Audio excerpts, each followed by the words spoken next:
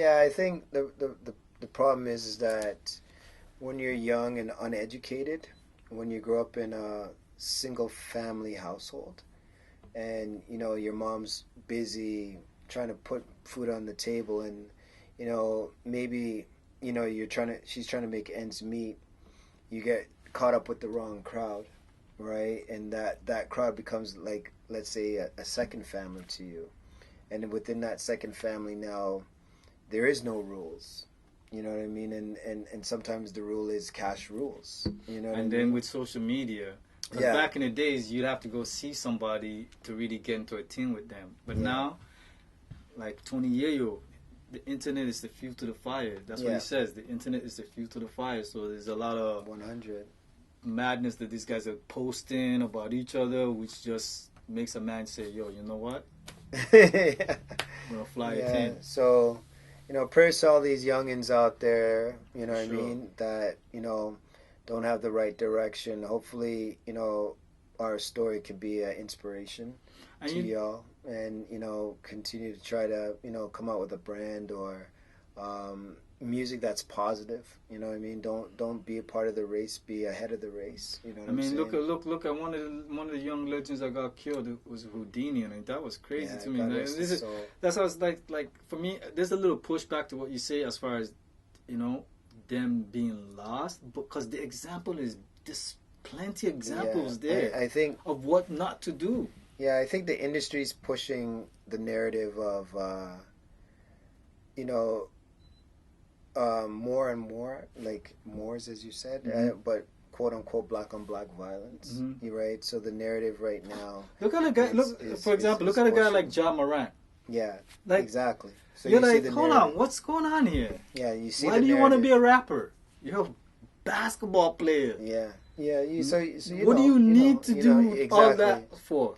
It's clout, right? The clout chasing. You know what I mean? And I'm not gonna put my 50 cents on his persona or who he is or what he represents. All I'm saying is that there's too much of us dying too soon, and we need to, like, needlessly. We need to come to a more spiritual understanding that there's one ruler and one creator, and thing of life is not for us to take, but for us to live. You know what I'm saying? And live positively and live with godlike, mannerism. You know what I'm saying? So. I'm gonna tell you, you know what I mean? Like, I wasn't always, like, I don't know if people know me from before I went to prison. Like, I always had a good heart. I got into a situation that got me incarcerated, and unfortunately somebody passed away as a result of it. But one thing I learned from that is that I really, really need to be comfortable with who I am going forward. Yeah, of course. You know what I mean?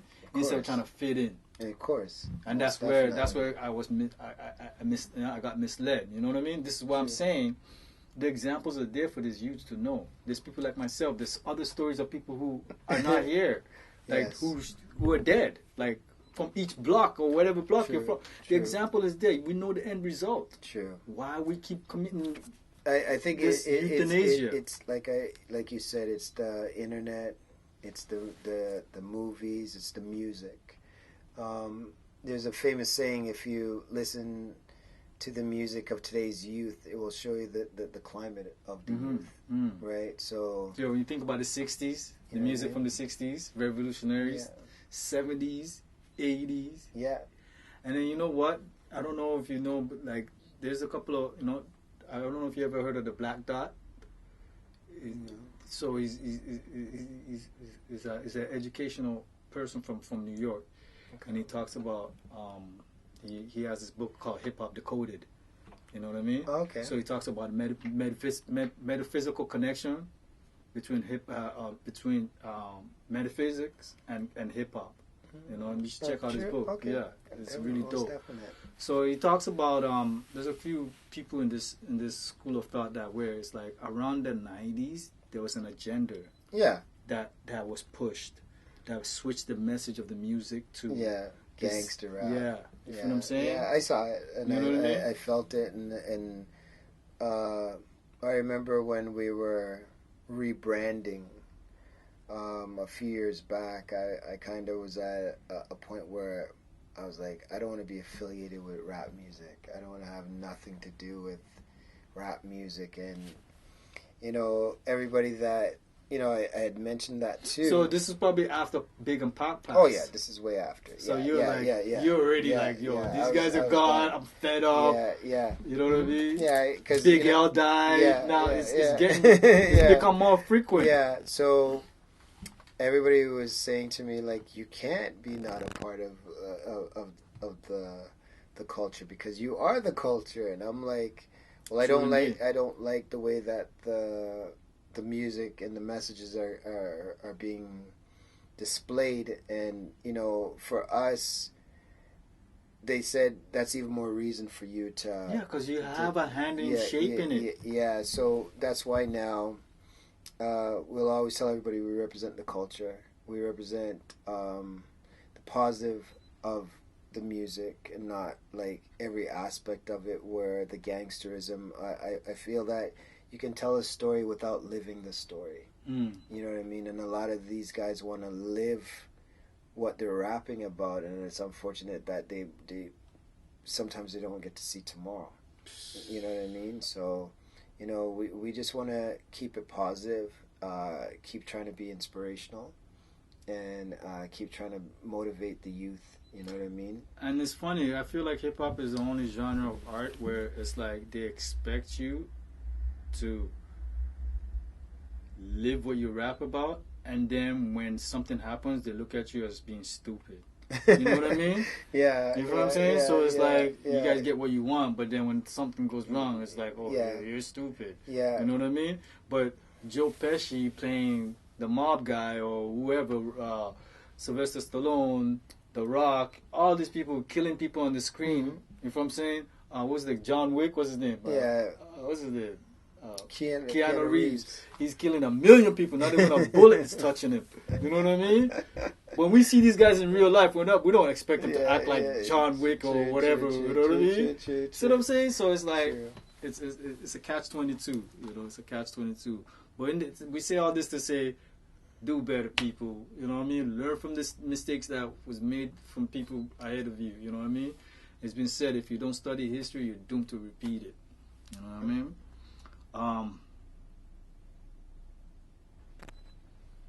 When did you realize that you could actually pay your bills with this band?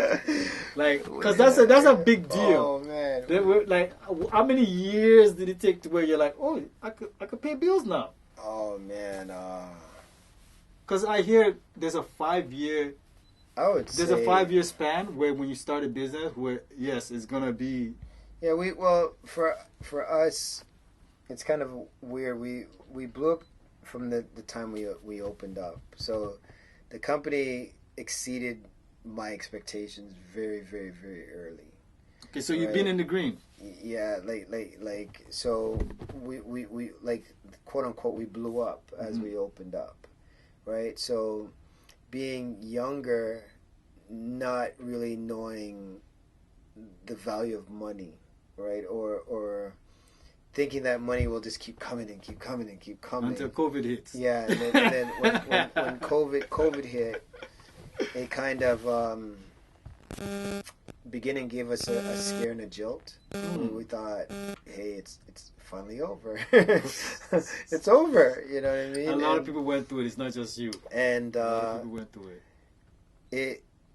It gave me a chance to rebuild.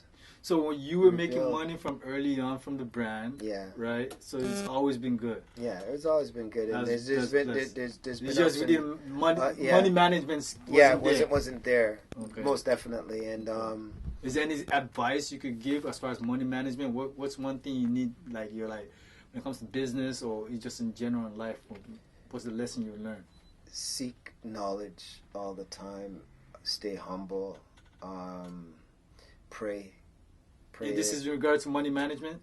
Well, with regards to money management, I would say save at least, I'd say 20% 30%. So for every $100 you Yeah, make, yeah, save $20. Yeah, save $20, $30. And when you think about it, yeah, that's not a lot. yeah, save some of it. You gotta Especially save. these days, like Yeah, you gotta save. that's like a meal. Yeah, don't be at the clubs balling out, buying out the bottles, you know, because that money could, you know, be used to do other things. So, you know, everybody that's, you know, into the drinking, you know, do watch your health, and at the same time, stop making the other man rich with his bar.